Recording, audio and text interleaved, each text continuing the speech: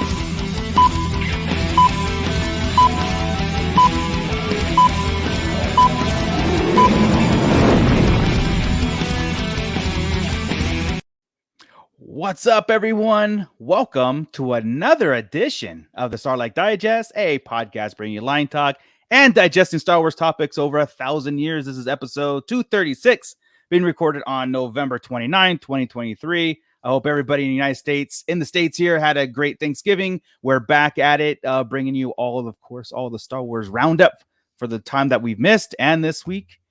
So I'm your host, Darth Moocher. I've got Grand Admiral Franz here. Hey, what's up, everybody? Yeah, new show, and that's it, man. I think get used to these two faces because no, I'm kidding. Everybody else just quit. We all have an argument, Yoko Ono type stuff. It's all done. Well, Bootleg is lost again. We have to find him again. He's missing in action. Scott's on vacation, and Ernie is finishing up the Fallen Fett Chronicle, so he'll jump over here as soon as he's done to get we can get kind of like get back in gear. I wouldn't be shocked to see Scott pop in. Honestly, he might. I don't know what time, what the time 2 thing hours. is anymore. 2 hours. So maybe he isn't, or he is old. So like, has dinner at 3. It's 10 o'clock. Yeah. He's not here to defend himself, so that's not my problem.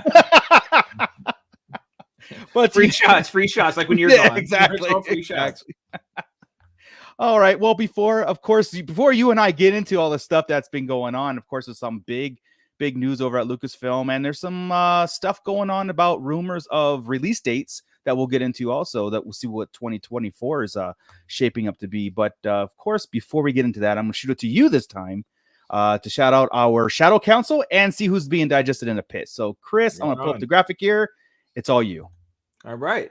Hey, everybody. Thanks for everybody contributing to the Shadow Council and being a part of that. So let's go ahead and thank AJ from the Forbidden Panel, Brandon and Anya Epler, Cliff, Crystal E, Dennis McGrath, Don the Dad Dorn, Eric Grubb, Flavy Davey, formerly of the Nerds with Attitude podcast, Gavin Connor from the Holy Hour All Cure podcast, Justin the Vanilla Thunder, Mervine Bolanos, Matt Logic, Papa Schmitty, Ryan and the Star Joes podcast. Just thank you all very much. And if any of you would like to participate that are not right now, you can hit that QR code in the bottom right and, help some folks out, pretty us up a little bit on the show. Yeah. These graphics aren't cheap. These graphics are not cheap. Yeah. I don't really know. I don't do the accounting. Sending Scott on vacation is not cheap. So the cowboy hat really put us back. Don, we'll get to you in a minute, Don. You defend him. He's not that old. Yeah. That. In quotation marks. Well, not compared to you, Don. Yeah. But speaking of us, yeah. He's a freaking Chris. Well, Chris, let's see who's being digested in the pit there. Go for it. Oh, yeah. Let me just run through the pit here. Let's see. Oh, coming in with napalm fast is Deb Phillips in here. Hi, Deb. Yeah, hi, Deb. Always the positive person. Right on. Mando Mike jumping in there. What's up, Mando? Jake Mando's Gooding, Gavin Connor, Crystal E, Don, the Dad Dorn, and that is it. So, hey, let's jump right into Deb. Yeah, let's go right into Deb. This of course is being a response to our thumbnail. I'm assuming because he or she or who knows who's on the other end of this thing anymore. But of course, it's all about Dave Filoni and everything. And I said, what does this mean? And of course, Deb popped it in with means Star Wars as we know it is dead. Ahsoka was disgusting tripe. I will never watch another SWA series or movie. Oh, so full of angry typing. Full of angry typing. Yes, but no, I mean, disgusting tripe. But I know Deb doesn't listen to the show. Deb doesn't watch Star Wars. Deb doesn't listen to the show. Disgusting tripe. You can have a lot of complaints about it. I can't really think of many. Yeah. I told you mine. If you didn't watch the cartoons, I can see where you get lost. That's it. But disgusting is not a thing. Not at all. Not at all. That's silly. Yeah, and of course, yeah. I mean, and here's the thing. Here's the thing. I've been watching some Office lately, so here's the thing. All of that brought to you by our pal Dave Filoni, which got a huge. Well, it's probably been for a while, but it got public, right? He's the new chief creative officer in Lucasfilm now. The CCO. The guy that is in charge of all the stories funneled to Dave Filoni, then he funnels it out. And my first question is, was there a position? Did they make that position for him? Yeah, it's made up. Yeah. Unless that's what Feige is or Feige is. I don't know what his role is over on the Marvel side, but I don't think that anybody on the Lucasfilm side ever had that role. Yeah. They're here to defend his honor. Scott Kruger, Scott Solo. What's up, man? See, I had money down that you'd be in. Can you hear me okay? Yes, you're good, man. Yeah, you're awesome. Good. Thank you. Howdy, y'all. How's it going out there? Oh, man, he's in Texas for 2 days, and we've lost him. We've lost him, boys. God. Of course, Scott, welcome to the show, man. It's good to see you. And of course, that we are talking about Dave Filoni as the chief creative officer. Talking about whose place did he take, or that was like a position that they created for that kind of thing, right? Like we know. I feel like it was a position where they said, you know what, so, like Feige, it's like somebody needs to just oversee this whole ship, and nobody knows the ship like Filoni, right? At all, right? And you might as well be the one that kind of just guides it, like you said, funnel through, right? What he said was, I'm not here to give the stories. I'm here to help everybody's story. Yeah. And because he has the background, so it all just kind of, like you said, funnels through him. It just comes in the top. Which is, I mean, it's music to our ears. Honestly, I mean, everybody has been, I mean, here especially, we said take over. Just have Filoni, because you know what? It's not just the fact that he's done a few good things. No, when he talks like we talk. He gets it. He knows every pinpoint. he's that hive mind that we all have. If you yell a name to him, he can go right there without looking it up in a book. He can talk like it's seamless, right? It's like I mean, there's that argument to be made. It's like an actual Star Wars fan making Star Wars content, right? You know, and Dave Filoni is the apprentice of George Lucas. He's the Padawan to George Lucas, handpicked by George Lucas. This is very good news. I haven't heard that much negativity come out of it besides Deb Phillips up there. You know, with that, you know, Debbie Downer Phillips. Was that what? But no, I can't see the chat. So no problem. Yeah, she is not a downer. She just has an opinion. That's all. Is that an opinion just to say boo? Like, oh, you boo, you stink, and that was it. Disgusting like, tripes an opinion. Yeah, I guess so. I'll give you that. I'll give her that. But no, it's fun. But no, dude, like this is great because yeah, so Santo 1446 checking in. Almost forgot about the shows. Listening to Fallen Fact. He does drone on for a long time. Goes into our time slot every week. He knows what time we start and what time we've started for 247. And I still like the guy. I know. Still like him. He's a good dude. We throw things at him. I could probably just go to his house right now and say, hey, just unclick his click. Yeah. Anyway, getting back on topic there. Yeah, he should be following. He should be coming in pretty soon here. But the thing with Filoni, though, I'm glad he's in that kind of role where he's not in charge of every story, where he just helps, because Filoni does have a formula. Yeah, and you keep doing it over and over, it's going to get old. And his formula is almost the same as Lucas's, right? But what Filoni does really cool is he throws some mystical stuff in you never seen before, so it kind of camouflages the regular hero formula. All he did really with the Rebels crew was take the original. We talked about this before. He took the original trilogy, made them different characters. You know, and put them in for reskinned it. And he does that, but he does really good about pulling your heartstrings. Really good about doing that kind of stuff, but you do need other views. He just needs to be there for the story to make sure they all jive and nothing goes against the Force.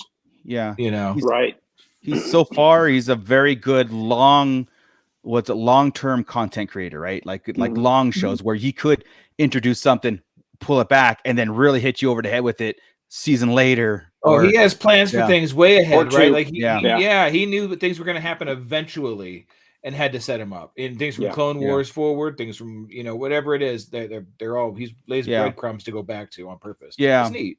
I think this is kind of like what you were answering Mando Mike's thing is here, is he says, my thing with this promotion, will he have the drive of the Filoni we know, the creativity, the vision, or will it be obscured and overwhelmed with responsibility? Now, like what Chris was saying, it's just like I said, I don't think he's directly involved with everything. This is the title of like, hey, we got this. Maybe, I don't know. That's a hard. I don't know. Does it become too corporate now that he's up higher, right? Because the higher you go and the farther you get from the ground, right? You start seeing it from the company perspective. And do you think he'll be directly involved anymore, or it's just like? He'll be directly involved for sure. I mean, will he run his own shows like he has been, or will no? He's not going to have his own shows. I wouldn't think. So maybe there's no way. You think he can do both? Well, I mean, I guess Gunn is doing it in DC. Yeah, and I think he'll still, you know, be the spearhead on the Ahsoka series going forward. You know, he'll direct a couple of episodes like he did this time around. It probably will still have enough time to actually write the series like he did before too. I hope so. It's he's not writing everything, of course. He's kind of the proofreader, you know. He's making sure that all the T's are crossed, or I's are dotted, you know, and making sure that nothing goes against the grain. Yeah. Well, and he's an idea guy. Well, for Ahsoka though, he's the story. Yeah, the Ahsoka is his. I'm looking at it like Dave Filoni has this overall, like Kevin Feige, right? The 10-year thing, the guy at the head, and he has these things coming here, you know, like an umbrella, and he's going to go to the producer, Kathleen Kennedy, say, this is the shows we're going to do, and here's the direction we're going. Now, there doesn't mean that other people come in and write, as long as it's the everything makes sense. It's the, like I said, coming in and continuity here and there, make sure this enhances this show and whatever. But I am hoping that he does carry his own torch like he has been. Like we don't know how, it's not just like something that happened today. It was maybe something that happened a year ago that they just finally, we hear this all the time, right? So it's something that like, oh, it's a position that just came public, but he's been in that role for a long time. So we could be seeing the Dave Filoni that it's in the role for, what we've been seeing, which is great, which is like, hey, nothing's changing. This is going on, business as usual. Right.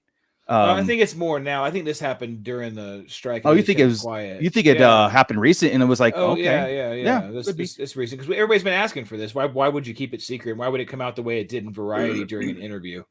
It didn't come out anywhere else. Congrats, Dave. Nothing like that. It was all during the strikes. It took place, and they just kept it quiet out of respect for everything. Yeah, there was no you don't want to announce a big signing in money while you're arguing about money. You know what I mean? Yeah, very true. Well, you're right. You're like, we did expect news to come out post strikes, right? Like anything, coming out. And what one thing is, first off, Gordon is checking in. What's up, Gordon? And Jake Gooding, where is my man Bootleg? We would hope you knew where he was. I mean, he said he had a union meeting, and I'm probably threw him right under the bus, and he just whatever excuse that he told us. See, what I do whenever I go to those union meetings is I'm like, I got places to go. See you guys. Yeah, right. Yeah. Oh, so that's where he is, Jake. He's at a union meeting, and he cannot make tonight's show. So if it's not, you better take it up with him. So anyway, one of the things, and like you said, if it's this close, and Dave Filoni, as far as we know, had nothing to do with the Acolyte or Skeleton Crew, right? Like nothing to do with it. And this is all stuff that was set in motion, and there's productions that going through. And obviously he should have a look on what's going on there so he can shape, the Mandoverse or whatever is going on to kind of like make sense. I hope the shows are great. I really do hope the shows intertwine and they are exactly it, because the first thing I don't want to hear is like, oh my God, Filoni, what happened? Skeleton Crew sucked. You know what I mean? It's like, well, it wasn't his thing. And he came, you know what I mean? Like where I'm getting at, like, don't blame Filoni for all of next year's content if any of the next year's content doesn't jive with this year's. You know what I mean? Like a lot of people are nervous with the Acolyte. I haven't heard up much of the Skeleton Crew, and again, it's just the political atmosphere of nervousness. Now, I don't want Dave Filoni to be, held under the fire for that kind of stuff, because the Acolyte I'm only nervous about because it's High Republic, and High Republic's iffy, right? But it's 100 years separated from it, so it's not even direct. I know. Hold on, it's not even directly related to any of the stories going on. So we should be okay there. And then Skeleton Crew, I think he's had a hand in it. I think him and Favreau have had. I think they're all pretty connected on those shows. I think that's kind of like a Marvel situation where you're connected. You're in an intertwined universe. You have to kind of go with it. Sorry. No, the High Republic, I just got through listening to the audiobook for the latest release, and damn, it's good. It really is. You're gonna force us to go. No, it starts. I don't want to derail the conversation much, but it starts off kind of silly, and then by the end of it, it's like it's pretty wow, And I mean, if you're listening to the audiobook, it's of course our good pal Mark Thompson reading it, and sure. I can't hear anybody else be Markion Rowe other than him, and I mean, it's a really good story, and I think I see where it's going, but I'm sure it's gonna completely change by the end. So I'm wondering with the Acolyte, is it gonna be a show that has, like I said, set in that? Is it one of those things where, like, hey, if you were consumed the High Republic and you watch the Acolyte, I'm sure it's amazing. Like, oh my God, there's all these tie-ins. But will the Acolyte stand alone on its own as is? So, like, with for me, example, I stopped after the second book of High Republic. I really don't know much, but if I want to watch the Acolyte, and am I thrust right into this reality going forward, and maybe it goes into prequel? I feel like as close as they're getting right there, as close as they are to the prequel era, I think it'll be. I think it'll be able to stand on its own. I think it'll be fine, and I think it'll actually. You're going to have Yoda. You're going to have Yoda in it. You're going to have an anchor. We're in Sissies. A couple of these old Jedi Masters that were around. You're going to have a little bit of a anchor to the prequels. Yeah. And I even probably Chewbacca. Or the sure. things like that. Some anchors to that show that'll bring you. it'll make it okay. You know, and for a regular audience to kind of embrace it. But I don't think you're story wise, they can give you some old ass Sith lore. You know, that's you know, I've been I'll give her a shout out. I do consume Star Wars Meg's content. Like I think she is great at bringing in possibilities and story and keeping things positive and really excited. And she got really excited. Therefore, I'm getting excited for the Acolyte and Skeleton Crew. And there was some things that she was saying I don't want to get into because it's not confirmed or it could be major spoilery stuff. But it seems to like steer into the positive conversation rather than a negative conversation it has been since Celebration, which makes me comfortable. I you know, I'm like, okay, cool. If certain people that I follow like it, you know, like, okay, it's calming my nerves. But in the same sentence, in the same breath, it's like, okay, guys, it's not Filoni's fault. You know? Yeah, see that okay. See how it is? It's like we're ready to give him a pass already, and we I know, right? I know. But that's the worrisome about bringing people in. That it's kind of like being an athlete and then being asked to coach. You can be great at what you do, but can you be the next level? Can you teach the next level of people to do what you did and things like that? It's because you can't be you for everything. Just because you get promoted doesn't mean now he's over 10 different projects. It just means he has some help with 10 different projects. Yeah. And you know, this conversation stems from, we don't want to defend Star Wars. We want to consume it and talk about it and enjoy it. So it's all, but here's the thing. It's like, it's hard to separate yourself with that because we consume our lives with Star Wars and we talk about it and all that stuff. And you know, hey, I'm sorry. It's just social media is our thing. And we have our opinions, just like Deb has her opinions, and you know, we'll banter back and forth. But that's the thing. It's like there was a report that came out with Bob Iger and Disney and all that stuff, and it does have a direct impact to Star Wars because it's all the budgeting and all the future where the money's going. And the one thing he said in the statement was quality over quantity, which I totally agree with. I 100% agree with it. And I'm cool with it, right? So a lot of the questions that I sit there and ponder, it's like, okay, with this stuff with the Acolyte, you know, whatever it is, and you know, I heard a lot of things about Mando season 3. I don't want to defend it. I'd love to discuss and let's have a cool conversation about like what works, what didn't work, but to defend it and be like, I'm washing my hands of it. I think that's where I get defensive, right? You know what I mean? That's why, No, so, I'm not saying I'm going to be defensive. I just worry. Like I said, we're getting the keys to my favorite toys, right? You're getting Star Wars over to Dave. You're giving DC over to James Gunn, and those are my two favorite people too. If I want people like my two favorite creators in both those realms, okay. Like if either one of those do something, I want to watch it. Yeah. And now they're put in positions where they're more high profile now. Okay, so two things can happen. It goes to their head and they screw up. Right, because they're both in big, high-profile roles, and they're going to get more exposure, more money, more everything. Or do they just not come up to the task? And they just, the people under them just don't work. We put a lot of pressure on these people, and the machine. They think they have power, right? Because they're in that role, but they're still part of this machine that's Disney or Warner Brothers, DC, and all this stuff. And do they still get hosed because they're being told to do certain things? Right, right. Smash them. Yeah, exactly. Ernie's they feel here. Like they have complete control. Yes. Sorry. Yeah. It's when you have people at your house, but they won't leave, even though they linger. Even though you put on the invitation that the party was over at 8, but then they still don't. You know what I'm saying? So I need to start putting party overtime. You have to, dude. That's the thing now. Is party specifically said 5 to 8. I want to see you one time. It's like 8 o'clock. You just sign off as mid sentence as everybody's talking. You say, "All right, guys. All right, we'll see you next week." Boom, gone. Have a timer set on all your lights to turn off. Like everything. I was trying. There it goes. Yeah. They were even going to keep the show going, and I was like, "Okay, but I have to go." And then it was like, "Oh no, okay." Oh, that's funny. Let's go. Yeah, man. Well, thanks welcome everybody. I'm very sorry. Yeah, no worries, dude. Of course, we're just getting into the Dave Filoni stuff, right? I mean, I know that. We've been partying all week. We've been, he's been on a real bender, and drinks all week, and he just won't stop texting me of, can you believe it? And I'm like, yeah, I know.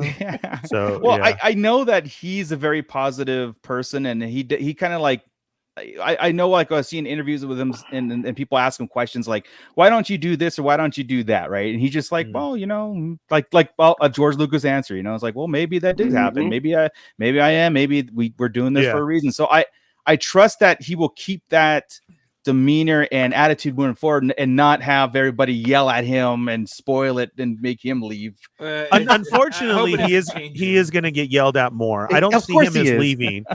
It's like what Chris said, and I hope people remember that, is it's not gonna, his title change, right? But he's still doing the same thing, so he still has to answer to Disney and go by what they're saying and do the best that he can. But as with this title change, correct, people think that this is it now. Star Wars is his, and he's going to run it his way, and thank God, and look what we're getting. No, it is a promotion. It's a title parameters. Change. There's parameters. Yeah, there's lanes he needs to stay in. But do you think Filoni would easily or say no to those things easier than, say, Kathleen Kennedy or whatever? Like, Filoni's like, no, that's not going to work. Or would he make decisions that are more creative rather than story wise, but nothing else wise? Like as far as boss or who's directing things, doing things he might have to fight. Creative choices, maybe not story. He'll control the force. He'll control what things can do and who can mix and what happens in timelines. He'll control that, and that's where we trust him, right? To the creatives come up and say, look, we need we want to put these characters in from this because it'll sell more tickets, and we trust him that he'll say no because it doesn't make any sense. I'm not. Oh no, that's he'll make it fit. Is what I'm saying. He'll make it fit. Yes, but he'll just make sure. That's what I agree on. I don't feel like he's a no person. Like you were just saying about the interviews and everything. I feel he's a way to rework it. He's not going to say no, that doesn't. But I'm sure he's going to come back with this is what you approach me with, and this is the best way that I could fit it in. And he's still going to make it that way. And I think he has that demeanor and stature about him that they're going to go with it. Like, okay, he's still doing what we told him to do. He's like, you told me to put Jar Jar in. He's behind the speeder taking a leak. Exactly. But I don't think he's going to be a no man, but he is going to try and restructure it the best way that he can. And I think he'll try and get them on board as best as he can as well, too. Yeah, I don't see him as just being a no, that doesn't. No, and that's a good answer. That's, you know what, I as a fan that follows this closely, that's a good answer for me. Like, okay, fine. We'll find ways to incorporate that, you know what I mean? But I think he is a visionary. He's a guy that's like, I got an overall thing, and it's not. He's the best chance we have. He's the best chance we have. He won't derail something that's been set in motion to fit a certain, let's fit suits up at the top. You know what I mean? If I tell you what, if we go the next 5-6 years and we're still in a position where we're arguing over Star Wars to a ridiculous degree, there's always going to be some, right? There's always going to be some, but no, I'm talking Last Jedi Beyond. Agree. Then there's just a problem. Because nobody else is going to be able to fix it. Yeah, you're right. Yep. And then I'll just I don't want to have that conversation. I want to enjoy it. I'm just kind of like. But at least then then we'll just kill it, and it won't last longer than me. That's right. And then we'll be okay. We'll take our Star Wars and go home. So do you think I didn't check it? So he's the CCO of Lucasfilm. Does that include everything, the books and stuff? I mean, Lucasfilm does have that umbrella of Indiana Jones, Willow, everything else. I mean, that's.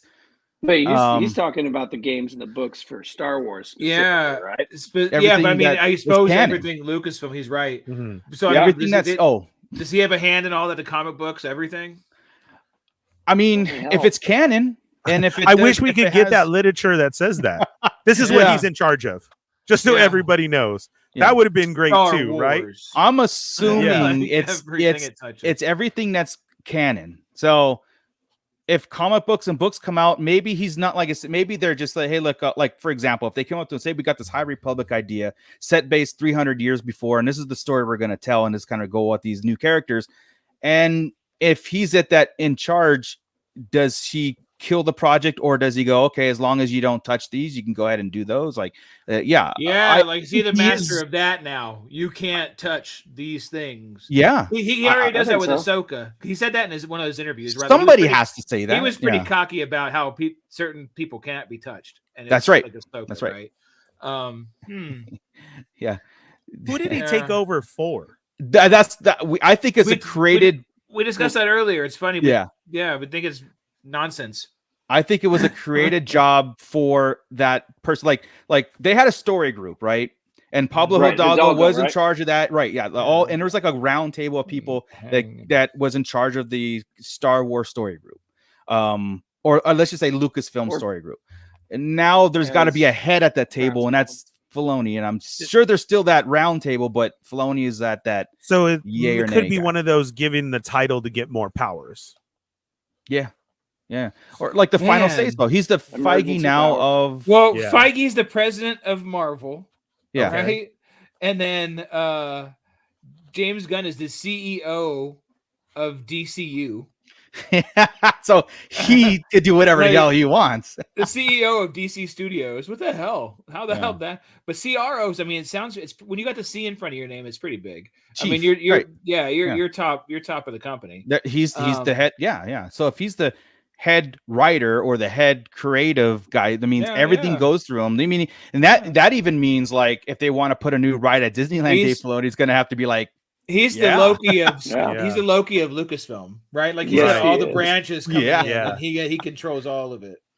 Which is still good by me because I just see him literally I honestly see him saying like, that'd be cool, man. Yeah, I like it. Like right? Like that's his answer. Yeah. As long as you don't touch Ahsoka, we're good. Yeah. My other worry though is that if you go years by years with his interviews, Filoni's become increasingly cocky, right? And that's where I was trying to get at with the interviews. It seems that, but it's almost like because every time we hear him talk, we're like, it makes perfect sense. But, I mean, there's been a very, very, very few times where he has said something that didn't resonate with me. Like it's exactly what I want. No, he gets it. But I don't know if it's going to get too much in his head, and he's going to start overdoing things and going crazy. He's like, I'm the big shit now. And the only way we'll know he's going to walk around with a big fur coat and his cowboy hat and go crazy. Well, that's what I was going to say. The only way that we're going to know that is if all these movies and video games start having wolves in them. Yeah, this is cool, but it needs a wolf. This is all right, but it needs a wolf. But you better put a wolf. Put a wolf in it and make it gay. And then it's there. Yeah, and that's where I was trying to get. Like, look, you can't take next year's content, all of it, and say Filoni. This is all. You can't blame him for anything that comes out like Skeleton Crew or Acolyte. Because I don't know until the credits come out and where he sits as producer or whatever in it. But like if Skeleton Crew came out and just say it just was like, oh my God, just right out of left field, and it was this weird thing, you can't blame Filoni on it if his name's not added just because because that was stuff that's already set in motion. When do we get like a one after these two, we get to yell at him about anything though. They're after it's game on. Like DC. Blue Beetle was fine.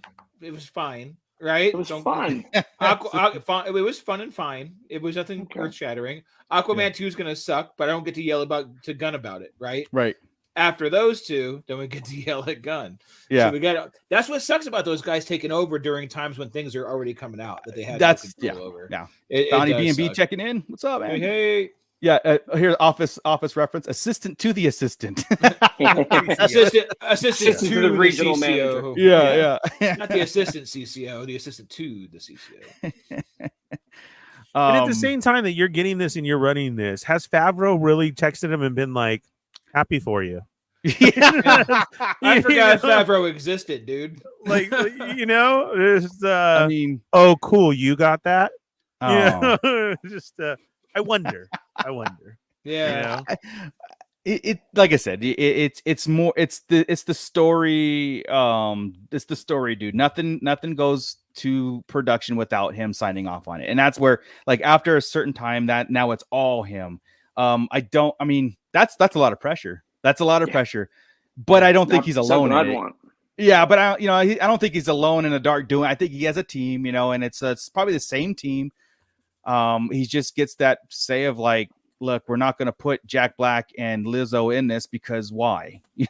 but he did, right? Yeah, that was probably his idea. But he did, right? That's the whole thing. Just using that as like no, I think he'll do everything they tell him. He will just control the story part as far as the Force.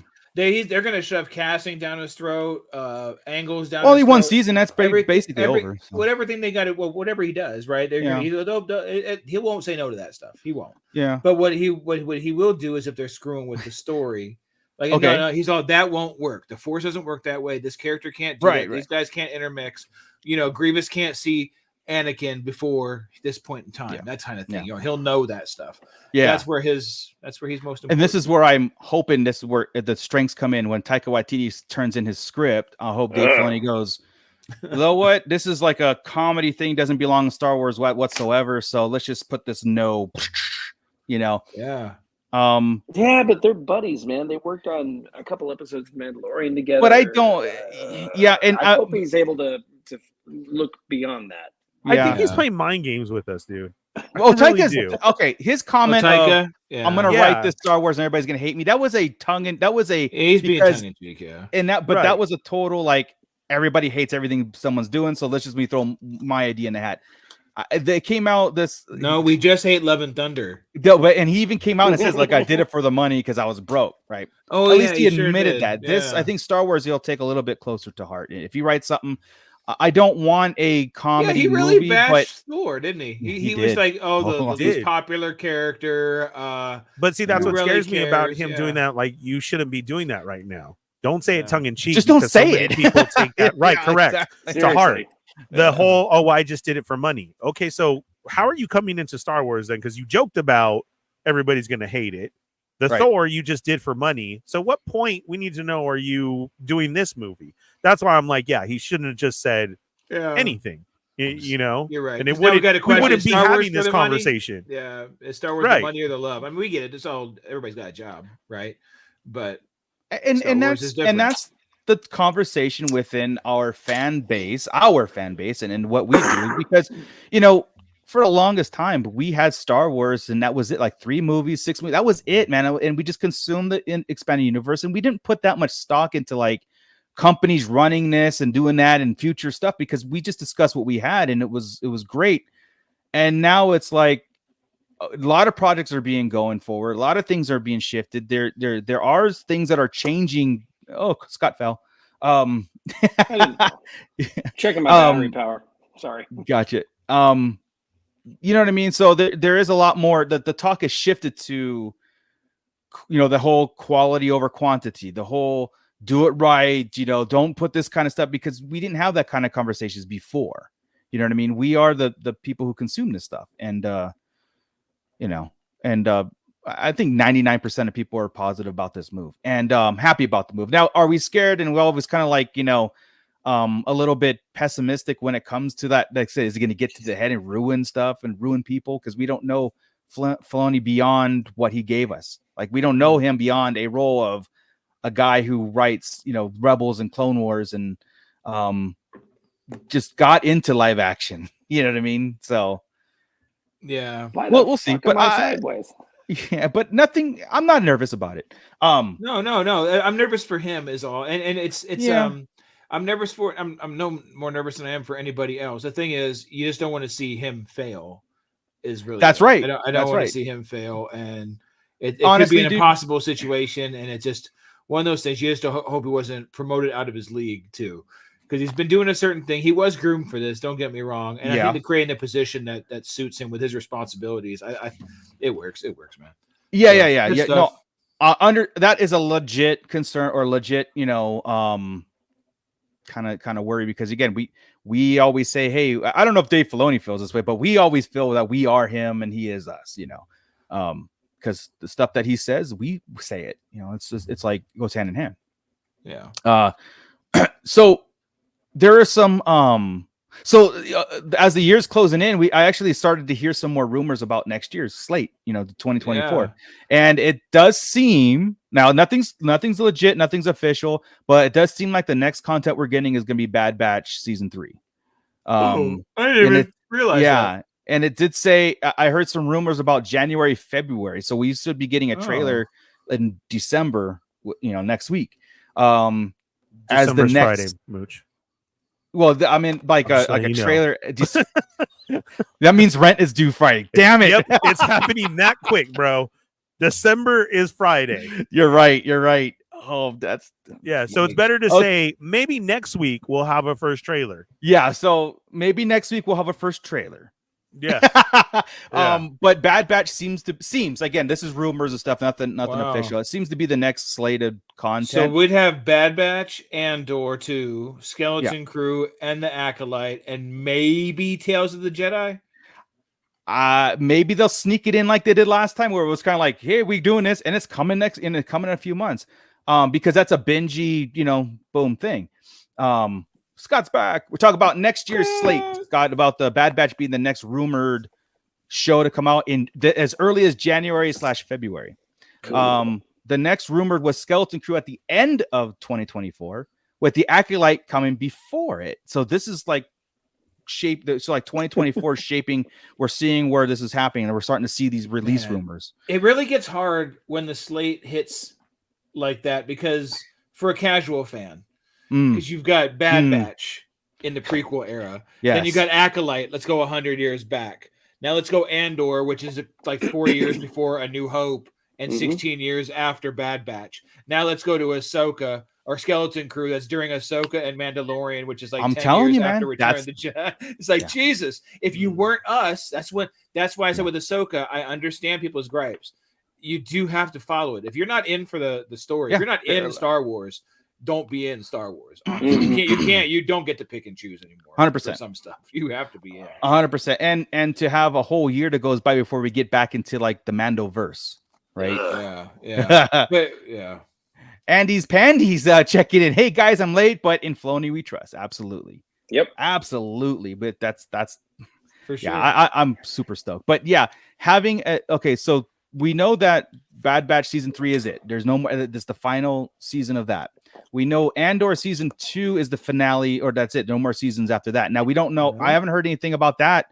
I know that they were shooting during the strike because it was a different studio, it was a different thing going on. They were allowed to keep going, but I don't think Tony Gilroy had. I know the actors were allowed to act, but I don't think the writers could write. It was a weird thing. So they didn't do anything. So maybe nothing, right? Yeah. So but I think Andor is pretty well. Wasn't Andor pretty well done? I thought so. I thought they wrapped. Wrapped done. principle, and So maybe we'll get. Maybe it's gonna be like Bad Batch, Andor, Acolyte, Skeleton Crew. That's our 24, and then Tales of the Jedi. And then Tales of the Jedi whipped in there in November, like right. I would have thought Acolyte would have been after Bad Batch. I think Acolyte's next.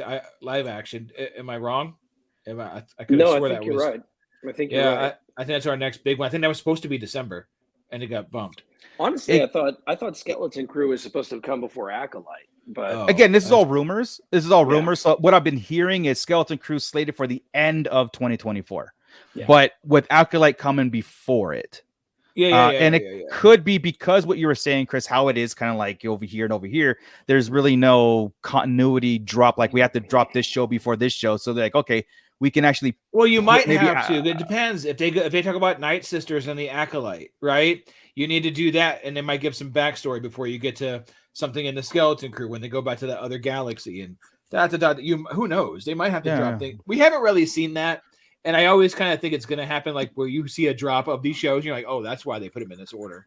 We haven't really seen that yet. No, the only time we've ever seen something like that is when they pushed back Mandalorian episode to after Rise of Skywalker. Like they pushed it a week after the release of Rise of Skywalker, or because there was that raid, the healing part. Right. Where they put it before they moved before, it up. So we saw Grogu heal, Grief Karga. Yeah, so that's what it is. They pushed. It was that kind of thing where it's like, oh, we've got to see this ability before the movie comes out. Because everybody like, oh, Grogu can heal people. That's cool. Oh, neat. Ray does it. Oh, she's OP. God. If Ray had done it first, man, it would have been all over. Grogu had training, but anyway. Damn. Gordon Gordon is saying, "Dear Dave Filoni, I want a Star Wars Christmas movie releases again." Yes. Yeah, it's time. I was just saying this to somebody today, like, so all Disney Plus next year. The year after 2025, we have Star Wars Celebration Japan. That was supposed to be the year of the first Star Wars movie at the end of 2025, but I guess it got pushed to 2026, right? So I know it's like a 3-year thing, but it's like, okay, all Disney Plus next year. We got Star Wars Celebration Japan 2025 with an announcement. I think 2026 Celebration comes back to Florida, Chicago, Anaheim, wherever it's at. That's the year we'll get our trailers and everything else for a theatrical release. So we're gonna have to wait, 3 more years for. We think that's the Rey movie. Is that what I've been putting together from online? I'm saying, and the reason why I say yes, it's the Rey movie, because I think that's what Ahsoka's setting up. And I'm saying what Rey movie? You think all of a sudden up the Rey movie? Yes, not Ahsoka herself, but what Baylan and Shin, their role in what they're unleashing is going to be set into this thing. And there was a Daisy Ridley interview, and she said that when she let it, this was out and it's out there. She goes, yeah, I wasn't expecting this kind of role out of Rey with this movie. Oh yeah, that was the quote that was going on last week. Yeah, but they made it seem bigger. She was like, "This is not what I expected." It was it's a cooler story than we think we're gonna get. Is how I took it, a different direction. So, but I'm still taking it like, where did that come from? All of a sudden, the Rey movie, and it's written, and she's read the script, and we were at that point. I didn't hear about the script hasn't been written. Yeah, right. She had a conversation with those in charge, be it Dave Filoni. Is that what it is? Yeah. When did Kathleen Kennedy bring her out? When they said the 3 movies, right? When they said there was going to be a Filoni movie, 25,000 years back movie, and a was that last year's D23, right? Not yeah. Last year's D23 when they said, "Here's our next 3 movies we're doing," and Dave Filoni's doing one. James Mangold and I forgot her name is doing the other one. I think we just call it the Rey one because Rey came out. It's the setting 15 years after Rise of Skywalker, and Rey's character is going to reprise the role, but it's not going to be a Rey movie. It's not a movie about Rey. It's going to be in that time where she's influenced as somebody involved. She's a character in it. You know what I mean? Which is interesting. She's hiding on an island somewhere. All my actions have. She's going to throw a lightsaber over. Yeah, my apprentice that I was training has gone off to become. I hate you. Just stop. There's the formula. That's why you can't have the same people writing shit. That's right. Yeah. Unbelievable. I watched those last week. No, Gordon. No. Darth Finn and his Sith apprentice Rose. If Finn went dark, I wouldn't be. It's the no time break for me that messes with me, Chris. Is the continuation that should have never have happened. It's just so weird. Yeah. It was no continuation and the change in tone with no continuation, right? You're like the next. You're day. You're basically still the same day, actually. And then. But a whole different tone, like yours. That should have never happened. That's what's so hard and weird. Yeah. It is, man. And then Rise, it's not like the story's horrible. It was just, I think we've all touched on this a million times. It's rushed. That's all. You spread Rise out over 2 movies. You're good to go.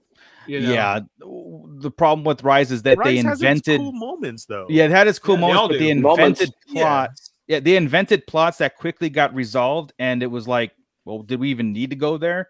You know what I mean? Like the whole Emperor thing. Did we need to have the Emperor at the last minute to just? We were over here focusing on this dude. Now this dude comes back, and all of a sudden he suddenly appears. We got defeated. We defeated. Now everything's back to normal. And you figured that had to be the plan, Last Jedi, right? I mean, it had to be. What else would the plan have been after they killed Snoke? I feel like after those 3, and if we are getting I know we're just all calling it the Rey movie. Oh yeah. But this continuation and everything, damn, I feel like there's going to be like a 2-minute crawl. to explain everything, right? I want a Lord of the Rings prologue. Mooch, your turn. Yeah. Get this paragraph. Like we're all gonna have to take turns reading the paragraphs. It's like a Spaceballs version crawl, right? Yes. Like going and going exactly. And going.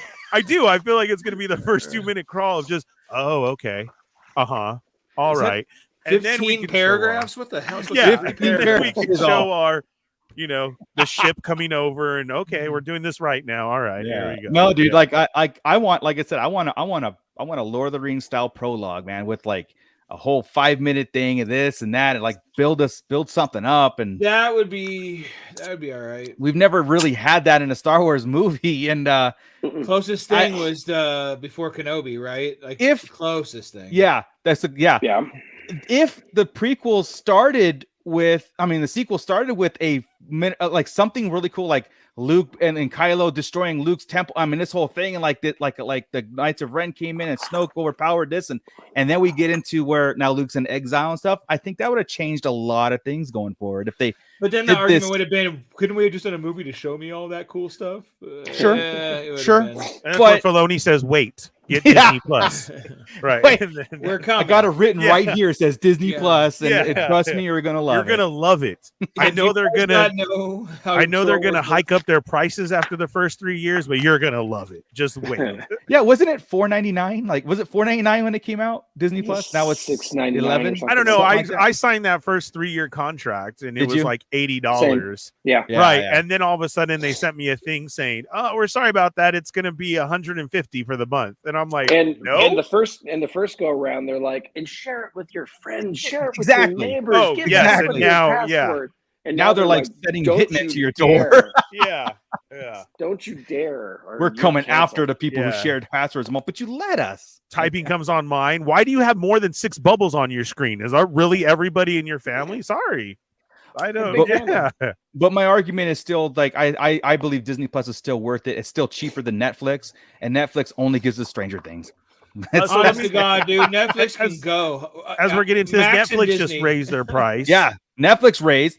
And so again, I'm like, the only thing I watched was Stranger Things. I need to find another thing for Netflix as far as cheaper, because if you finagle it, now this is where they get you. You have to go to all these freaking different pages on Disney Plus or make a phone call. There is a monthly subscription, and there is $4.99 and maybe it's $8 or $14.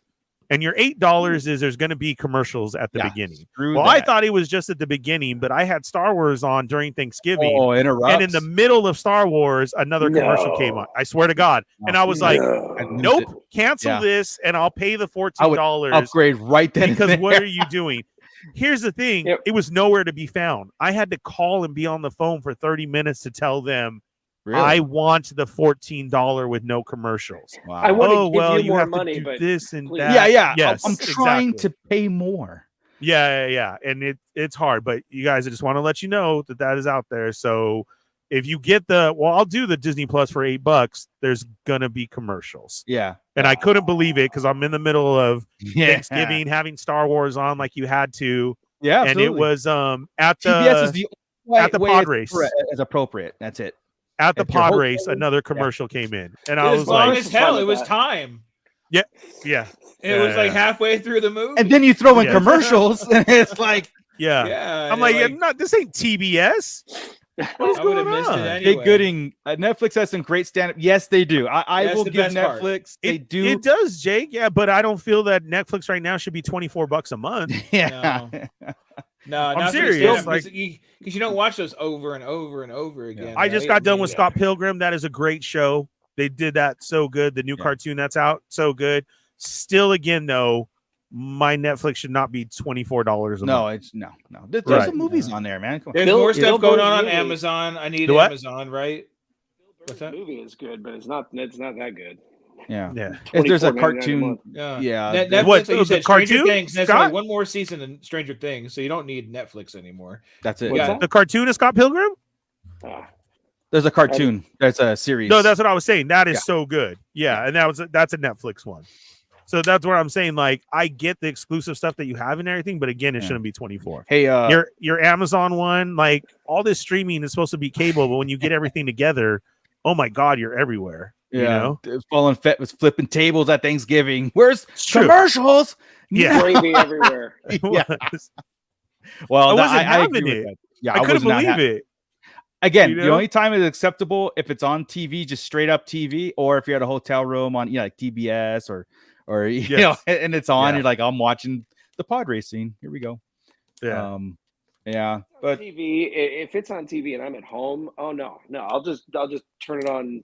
I'll grab a DVD or I'll turn it on. I will not watch the commercial. I'll watch it. Oh no! When I used to have regular TV, I liked those times. It didn't matter. Again, it was just background noise, right? TV to me is exactly. Yes. For some reason, if it's on TV, I feel obligated to support it.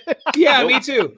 Like I'm gonna leave it on. It's cute. Let's see if they added the extra 10 seconds of nonsense here. Because the TV movies always added cutscenes, right? Yeah, remember back in like wait a minute. That's what I was just gonna say. Yeah. You're waiting for that Teen Wolf moment in Star Wars to be like, what's gonna happen different here? Yeah, TV versions were different, or the octopus on Goonies, on Disney Channel, but nowhere else. So when you said the octopus scene was cool, and everybody thought you were a liar in school. That's right. Remember the making of Goonies, and they had to say they were talking about there was the octopus scene. We're like, what? I didn't get that. Like, what's going on?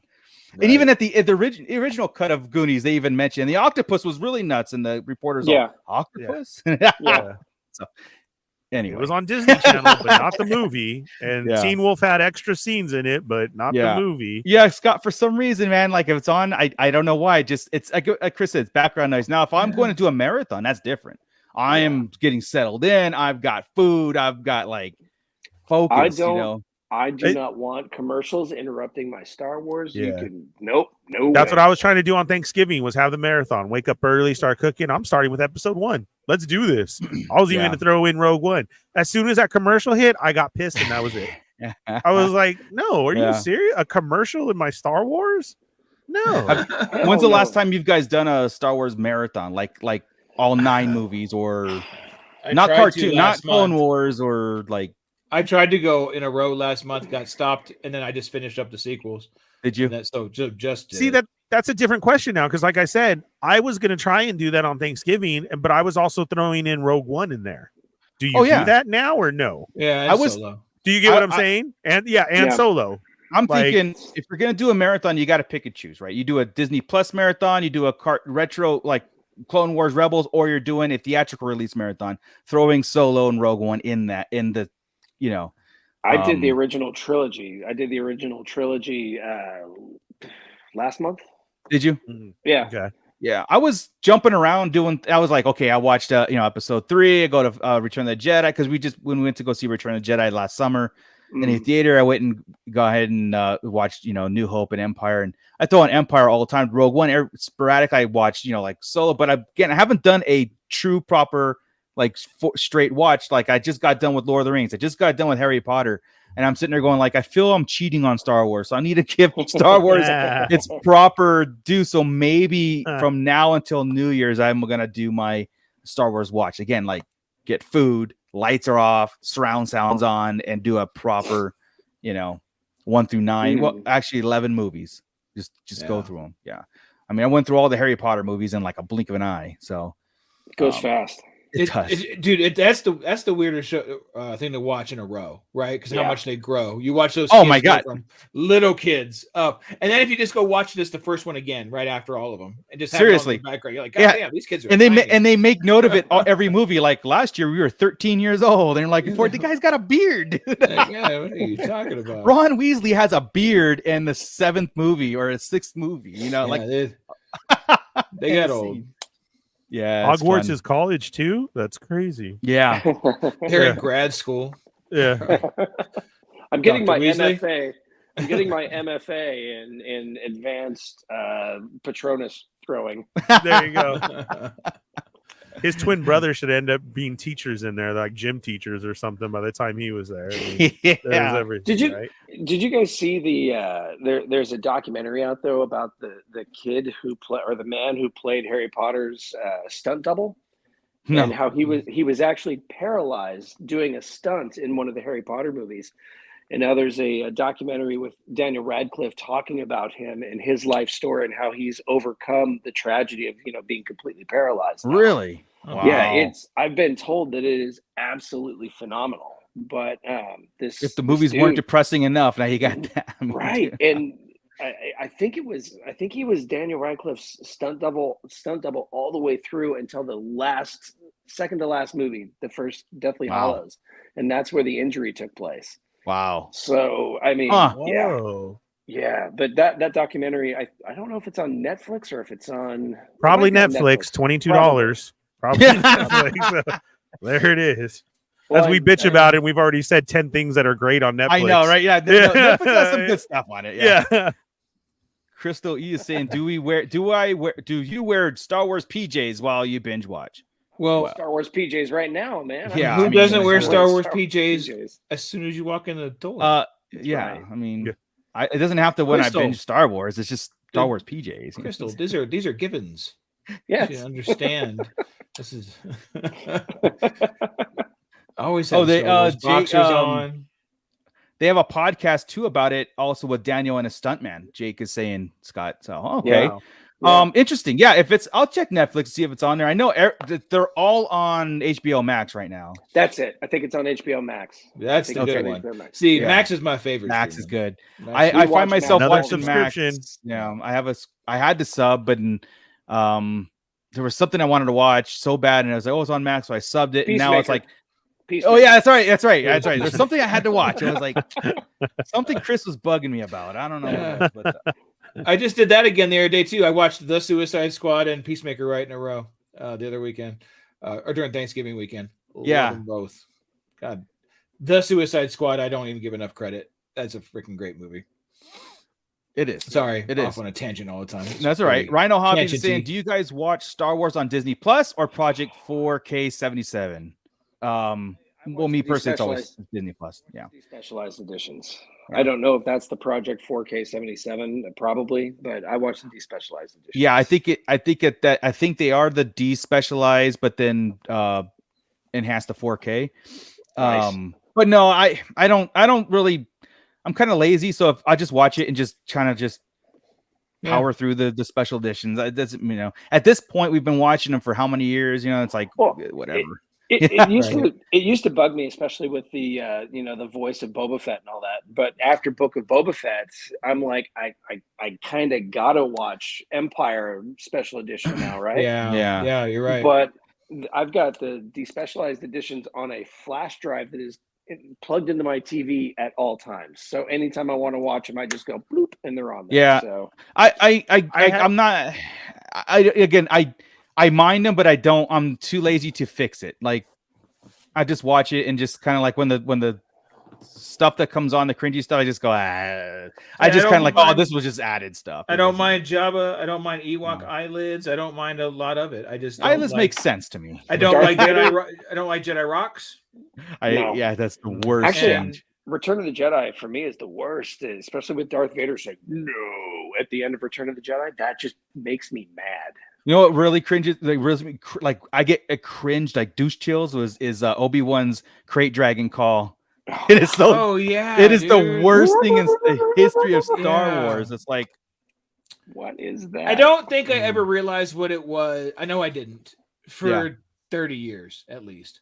Right? No. And then when they changed it, I'm all, ew. Yeah. And I'm all, that's not a crate dragon. Why change it? Like so really stupid. Like. Well, but what was Lucas thinking right there? Season 2 of Mandalorian, they came back and they just enhanced the original Crate Dragon call for the Crate Dragon. It's like, see, Dave and John, they get it. They know. Yeah, they get it. Yeah, stupid. Yeah, exactly. But I don't cringe during a lot of it though. I mean, like I said, I like the Jabba scene. I sit through Jabba it now. Existing.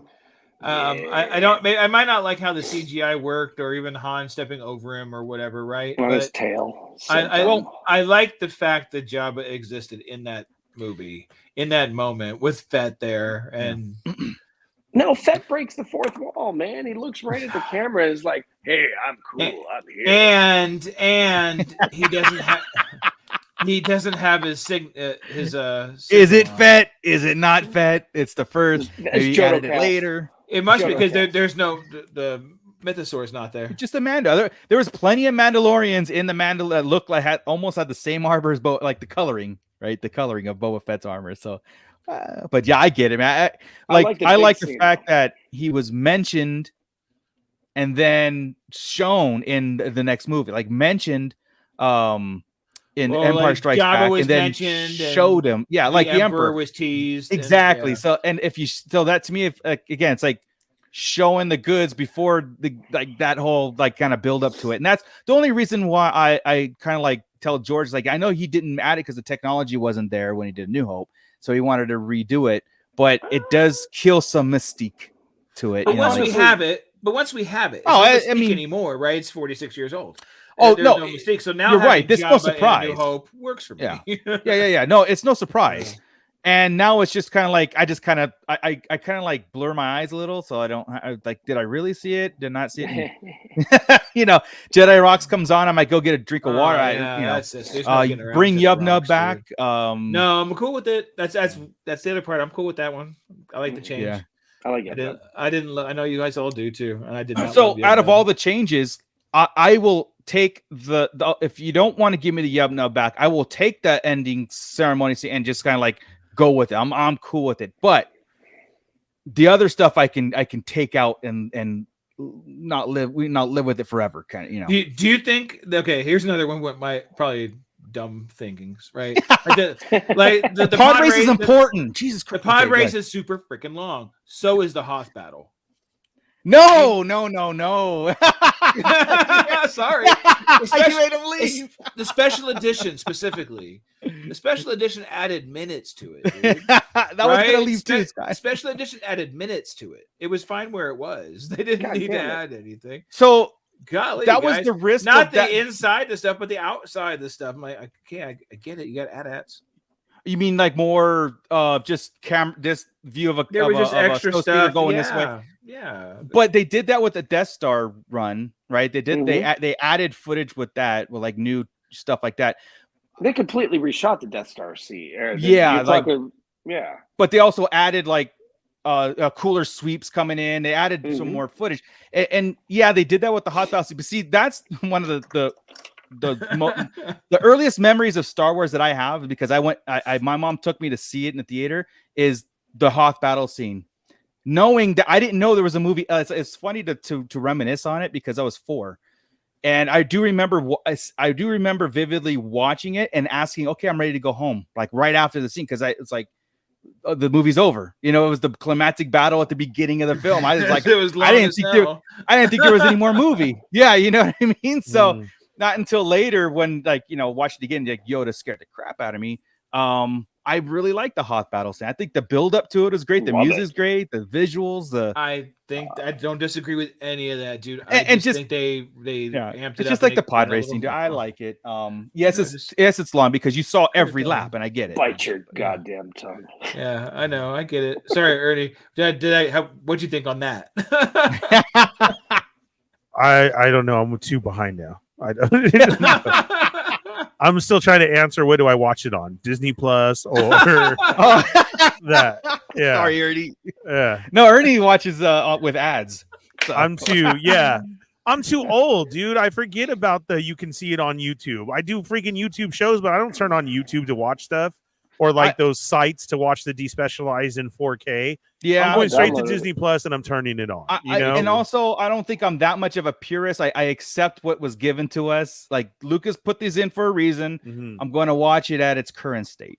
I have them. Watch George's vision. I have them on hard drives and everything. Yeah. So I do watch them from time to time, if I'm in my room. Yeah. Rhino Hobbies is talking about that. Yeah, the old DVDs, the one that came with the theatrical. That's that's the last way to get those is that DVD in the gold boxes. So it's just different. There's so many different versions now, right? There is, that you have to go through to see which one you're watching. And I have all of them on VHS. I have the THX remasters. I got everything on there, but I've got them on Laserdisc. Yeah, I do. I had the soundtrack on beta. No, not beta. What's it called? 8-track. I ended up getting rid of all my physical media because I didn't have the room. I know I should never have done that.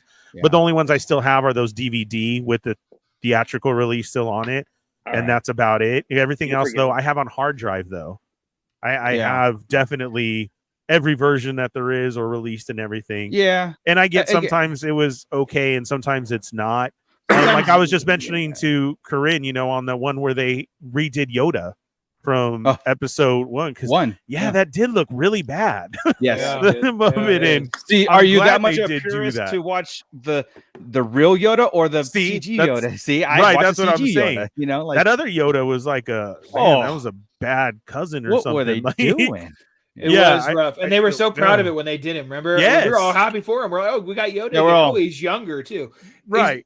He's 30 or 19 years younger. out of 900, and he looks like it's like a week's time for Yoda, and it's like he's that much younger. So see stuff like that, like, okay, I get it. I'm cool with that. So I don't know. Sometimes it doesn't matter. It just has to, I guess, depend on what you're feeling and what other people are watching, you know? Yeah. Like those special ones I have here in this room on my PlayStation 3. If I'm chilling or sick or something, I'll come in here and throw that version on. So it isn't something that I have to go to, you know? Yeah. Just want to give a special shout out to Michael Nostalgia. Michael? Welcome. Seeing you. Federation for Life. Hope you gentlemen and the families are doing great. Baby Abigail's due date has been moved up to December 13th/14th. That's awesome. Awesome, man. Keep us updated. You know, of course, check in with us. I hope everything goes great for you, man. We're so happy for you. So right on, Michael. Thank you for the update, man. Definitely. Rhino Hobbies. I do get a laugh out loud of McClunky, though. The dumbest, probably the dumbest edition past the special edition. Jesus Christ. It's the most ridiculous. Yeah. Yeah. And Gordon's saying, and George Lucas put his little check mark on that Yoda. Yes. Because George is like, it's about the story. It's about, doesn't really, I mean. But talking about the check marks, though, that got crazy for so long, right? The who shot first. Yeah, we know that Han shot first, but it went back and forth for quite a while, or they shot at the same time. Like, there is different versions of that. I was there's 3 different versions. Yeah. George Lucas' explanation of why it disappointed me because the dude was, to me, again, this brilliant story writing, brilliant world building and stuff. And Han Solo, he was a scoundrel. He was a scum and villainy. He was in that world. Of course, he would save his own hide. Doesn't have to be his moral compass to like, as self-defense, I had to shoot him, but I shot him out of cold blood because he was threatening to turn me. He was threatening to rob me and turn me into Jabba or kill me anyway. So you're it's in the Wild West in space. It's a great moment too at the beginning of this is our meeting him, and he tosses money for the sorry about the mess. Yeah, like, everybody goes about their business because it was perfect, dude. Like when we were growing up, it was like, that's perfect. There's a character trope that just worked. And then when he made that decision, and then the explanation of the decision was dumb. It was like, whoa, dude, you're backtracking a lot. You're trying to make Han Solo a little bit more nicer than he supposedly, you know. The dude had growth. He grew to be a rebel. He grew to be in that world and not be non-selfish by the end of the film. You don't need to have like, he shot me in self-defense kind of deal, you know. That's my soapbox on that. To throw in McClunky on top of it. Yeah. So stupid.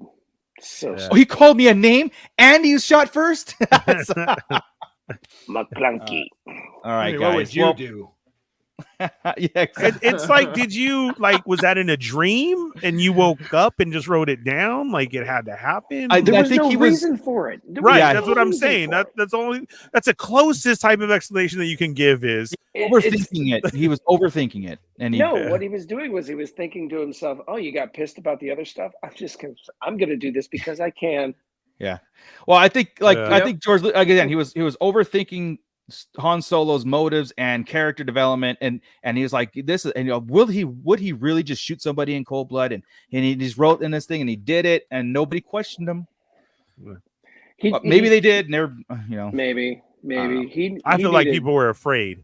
Yeah, I wouldn't. Yes. I'm sorry. I would be right there. Oh, great. McClunky? Hell yes, George. How are you going to make him do that? Where did you come up with McClunky? Wow, he's a genius, this man. Yes, right. So, there was and guess what, guys? And what he wants us to do is cut the film and just move it over 2 frames or move it over a centimeter and then come back, and then the laser's going to like. We can do it because we did it with Jabba and Han. So we can do it with Han and Greedo, too. We just move Han all over the place in A New Hope. That's it. I'm never watching the special editions ever again. Yeah, because Han just keeps skipping across the screen. Oh shit! Now I'm mad at him. Damn.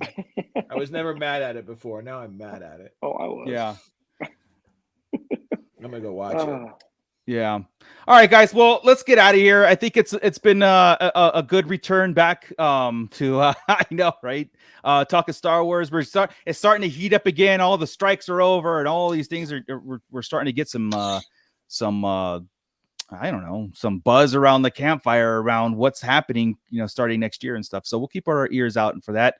Congratulations to Dave Filoni on the promotion and overseeing everything that we want to see on Star Wars. And we know he's listening, so we know we heard that. So, yeah, he's gonna be like the right, four guys Dave. up there know that if they agree, then I'm doing good. They told me not to disappoint him. Okay, I won't. I'll try not to. He's gonna if he comes on an interview as a joke with a fur coat, he listens to us. So Dave that would be awesome, dude. Pimped out when I'm telling you he's gonna go full diva one day. He's just think about it, dude. Just take your regular nerd, right? Like uber nerd, and all of a sudden put just bajillions of dollars on them and make them like the pimped out version of themselves. Like all of a sudden they've got money, they got women coming at them from everywhere because they're the Filoni. They want to see Filoni's baloney. The Filoni, and, it's all over, man. This guy's gonna get real cocky real quick, and then that I hope quality not. changes. Right? Cowboy hat made out of real bantha skin. Yep. Sure, I'll name a character after you and after you. And first off, Chris, how disappointing that would be, but how funny that would be. That we just watched this whole. We just was like, look, man. Filoni. Even the greatest are not, can succumb to fame and that much, pressure, and he'll just snap one day, just have a bandana and sunglasses. And he is literally right now above all other king of the nerds, right? Well, think about it, dude. He's like, he goes to his little group of friends, goes, guess what? I can do it. I can put a stormtrooper as a Jedi Knight / Sith, and everybody would just accept it. Watch these guys on Star Like that just eat it up. I just made zombie stormtroopers. I just made boom. Look what I keep it up, and I'll kill everybody. Yeah, do what I want. You can do whatever you want over in Marvel Land. Go ahead. Who cares about it? Who cares about your little DC universe over there? I have Star Wars. Yeah. I own Star Wars. Hey, you guys want to see the Emperor come back? I can do it. Somehow. How you can do it? Shit. Swipe the word somehow in a crawl. Boom. We're done. He's back. Dunzo. All right. I'm pretty mad now. So all right, guys, let's do this again next week. Let's see what's up. See what is happening in the Star Wars universe and everything. Thank you guys. Thank you, Scott, for hopping on from Texas. Thank you, Ernie, for cutting your podcast short to come on here. Sorry. So that's hilarious. Thank you, everybody in the pit. You guys are awesome. I can't wait to see and hear your guys' comments or feedback, and just keep this thing going, man. Like and subscribe if you haven't. So I'm gonna kick it off to Ernie to get us out of here, and so have a good night. Yes, thank you guys very much for being here tonight. Please hit that thumbs up on your way out and the subscribe button, and tell a friend about us. We have tons of content here all over social media, from TikTok to Twitter to Instagram, our minute reviews and much more of other reviews. You can find it all here on Shorts, on the channel, whatever you need. We definitely got you covered for Star Wars. 24/7 Star Wars talk going on in our Star Wars community on Facebook. Thank you to tonight's sponsor, Tashi Station Emporium, for all your figure stand needs or to enhance your displays. Go over there, tell them Fallen Fett sent you, and you'll get tape on your package. That's this week's special. I have a whole box of Fallen Fett tape, and I'm that's the special this week. So be sure and jump on that. TashiStationEmporium.com. I should put the despecialized versions on a thumbnail, a thumb drive, and throw them in as a special treat. Wow! Just a random golden ticket. Random, yeah. They're like, what's this? That? It's the despecialized version. Yeah. Awesome. How to get and your luck, dude, it'd be somebody from Disney ordering your stands and then just they're totally shutting you down. Now we know who you are and where you're at, and get those stands while you can. yeah. That's hilarious. So please check us out if you'd like to help us out and stuff for the show. Think about becoming part of that Shadow Council. We definitely appreciate it. The information will be at the end of the show and it's at the beginning. or just message one of us and we'll let you know how to become part of that Patreon. Thank you, everybody, for being here. We will see you next week. And yeah, that's it. We're good. Find the outro here. All right. With that, Scott from Texas, with the best Texas accent you can muster up. We all keep it nerded now, you hear? Y'all. Man, now I want to go to Disneyland Thunder Mountain Railroad. I want to deep in the heart of Texas. Let's go to Disneyland. We're going streaking. Oh, Jesus Christ. This is Grand Admiral Thrawn. You are listening to the Sarlacc Digest. What a fascinating play on words.